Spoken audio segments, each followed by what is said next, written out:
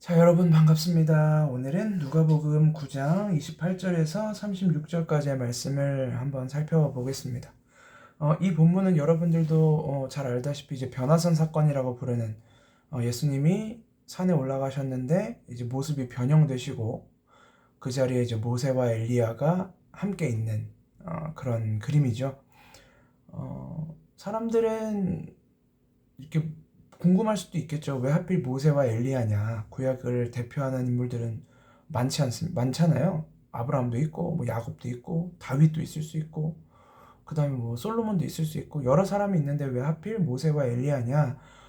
요렇게 궁금하실 수도 있는데, 이제 모세 같은 경우는 흔히 율법의 상징, 대표자라고 이야기하죠. 우리가 어디서 한번 이야기를 다뤘던 것 같은데, 모세는 율법을 대표하는, 상징하는 인물로 등장하고, 반면에 엘리야는 선지자들을 대표하는 인물로 등장을 합니다. 그래서 모세는 율법의 대표, 엘리야는 선지자의 대표, 그리고 그리스도는 새로운 하나님의 의의 대표신 거죠. 그래서 이 율법과 선지자와 그리스도가 함께 교제를 하는, 대화를 나누는 이 장면이 등장을 하는 거죠. 이 율법과 선지자가 우리에게도 굉장히 중요한 이유는, 여러분 에베소서 2장에 보면 이 이방인들, 너희가 이제는 나그네도 아니요 외인도 아니요, 이제 그 구절에 어떤 이야기가 등장하냐면, 너희는 율법과 선지자들의 터 위에 지으심을 입은 자다, 이제 이렇게 이야기하거든요. 하나님의 성도된 자들은 율법과 선지자의 터 위에 세움을 입었다. 그러니까 그게 뭐냐면, 사람들은 계속해서 구약과 신약을 구분하려고 하거든요. 율법은 율법이고 예수님은 예수님이다. 그들은 전혀 다른 이야기를 하고 있는 거다라고 사람들이 아직도 많이 이야기를 합니다. 그래서 예수님을 믿어도 율법은 지켜야 되고, 예수님을 믿어도 이건 해야 되고, 이제 이런 이야기들을 많이 하거든요.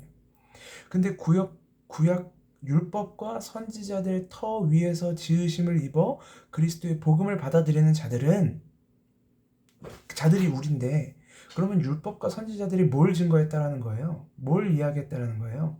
그들도 복음을 이야기했다라는 거예요. 그들도 예수 그리스도의 구원하심에 대해서 이야기를 했다라는 거예요. 근데 그때 당시에 예수님이 아직 이 땅에 오시기 전이기 때문에, 그들은 예수님이 곧 이 땅에서 하실 그 구원의 사건들을 율법을 통해서, 선지자들을 통해서 하나님이 끊임없이 이야기를 전하고 있었다는 거예요. 그게 어떨 때는 이 출애굽의 그림으로, 어떨 때는 바벨론 포로에서 돌아오는 그림으로, 어떨 때는 아브라함이 이삭을 바치는 그림으로, 또 어쩔 때는 뭐 엘리야 선지자가, 이제 여러분 가스펠 프로젝트에서 하시겠지만 이 갈멜산에서 이 바알과 아세라 선지자들을 죽이는 그림으로, 그렇게 끊임없이 그리스도를 드러내고 있었다라는 거죠. 그래서 우리가 구약을 바라볼 때, 이거는 뭐 여러 번 이야기했지만 이스라엘의 역사 이야기, 율법 이야기라고 읽을 게 아니라, 우리가 새로운 관점으로 구약을 바라봐야 되겠죠. 이것이 왜 어떻게 그리스도의 이야기냐, 이 이야기 속에 어떻게 구원의 메시지가 담겨 있고 복음의 이야기가 담겨 있는가, 우리가 성경을 어떻게 바라보느냐에 따라서 하나님을 향한, 그리고 성경에 대한 우리의 이해가 달라집니다. 그래서 구약도 그렇고 신약도 그렇고 다 그리스도의 이야기예요. 누가복음 아마 마지막 부분에 가면 예수님도 그 제자들을 만나서 이 얘기를 하십니다. 율법과 선지자들의 글과 시편의 글이 다 나를 가리켜 하고 있는 걸 너희가 깨닫지 못하느냐, 아직도 깨닫지 못하느냐. 그래서 우리는 이제 하나님의 말씀을 따라서, 하나님의 이 말씀을 힘입어서 우리는 구약을 그리고 율법을, 선지자들의 글을 복음의 관점으로, 예수 그리스도의 구원의 관점으로 읽을 수 있어야 된다라는 거죠. 오늘도 그런 비슷한 그림이 하나 등장할 텐데, 이 31절을 보면 영광 중에 나타나서 장차 예수께서 예루살렘에서 별세하실 것을 말할세, 이제 이렇게 이야기하시잖아요. 여기서 우리가 흔히 사용하는 별세라는 단어는 뭐 소천하셨다, 혹은 이제 돌아가셨다, 이제 이런 이야기를 할 때 별세했다고 하죠. 세상을 떠났다, 이런 의미로 쓰이는데, 사실 이 별세라는 단어가 번역된 헬라어 단어가 뭔지 아시나요? 그게 엑소더스입니다.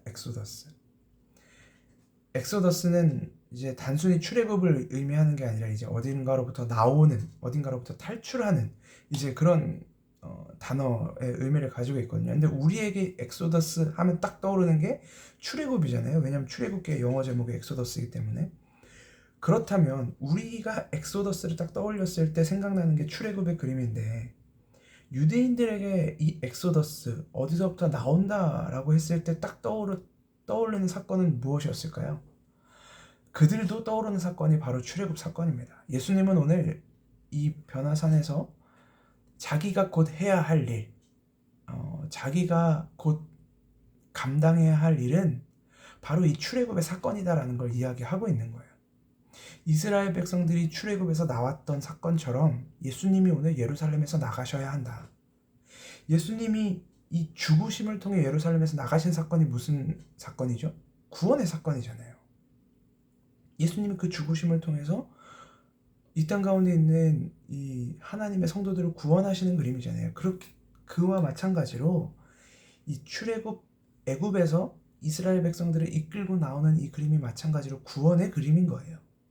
이것은 세상의 종되었던 노예되었던 자들이, 하나님의 백성들이 모세라는 한 지도자를 따라서 약속의 땅으로 가는 사건, 그걸 우리가 엑소더스라고 하잖아요.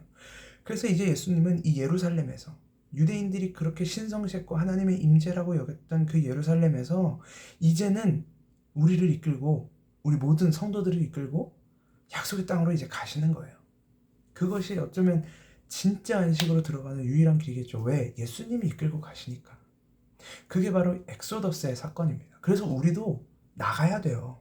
우리가 우리의 것을 그대로 유지하면서, 내 것을 그대로 쥐고 있으면서 예수님을 따라 움직이는 건 불가능합니다.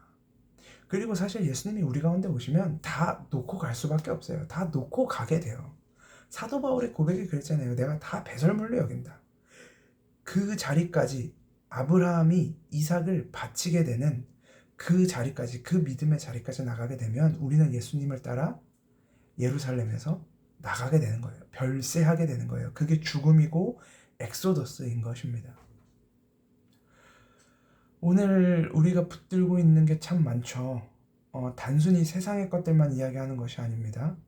때로는 뭐 이것만은 꼭 붙들고 있어야 되지 않을까 싶은 나의 뭐 자존심이라든지, 뭐 내 고민이라든지, 뭐 염려라든지, 뭐 수많은 것들, 이 모든 것들은 다 예수님을 따라 엑소더스 하게 되어 있습니다. 그게 예수님을 따라가는 거예요. 그리고 그건 반드시 우리의 죽음으로 이어지게 되는 것입니다.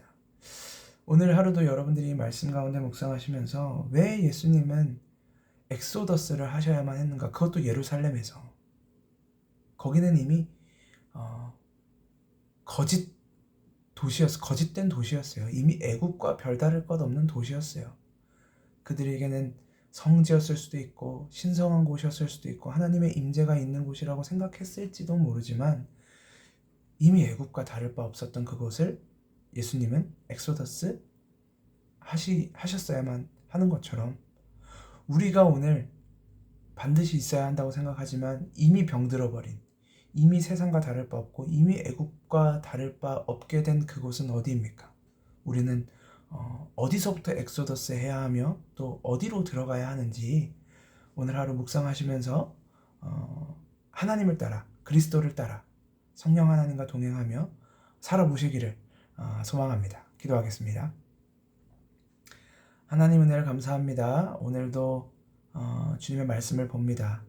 하나님, 주님께서는 예루살렘에서 별세하여 그곳을 떠나셨어야만 한다고 이야기하십니다. 하나님 아버지, 우리가 떠나야 할 곳은 어디입니까? 우리가 신성하다고 여기고 하나님의 임재가 있다고 여기지만 이미 애국과 다를 바 없었던 그 예루살렘은 어디입니까? 하나님 아버지, 우리는 오늘날 어디로부터 떠나 어디로 가야 합니까? 하나님 아버지, 우리에게 말씀하시고 성령 하나님이 우리에게 말씀하실 때에 우리의 마음을 열어주시고 우리의 귀를 열어주셔서 온전히 순종하는 주님의 성도들, 주님의 자녀들 될 수 있도록 인도하여 주시옵소서. 살아계신 예수 그리스도의 이름으로 기도합니다. 아멘. 오늘 하루도 화이팅 하십시오.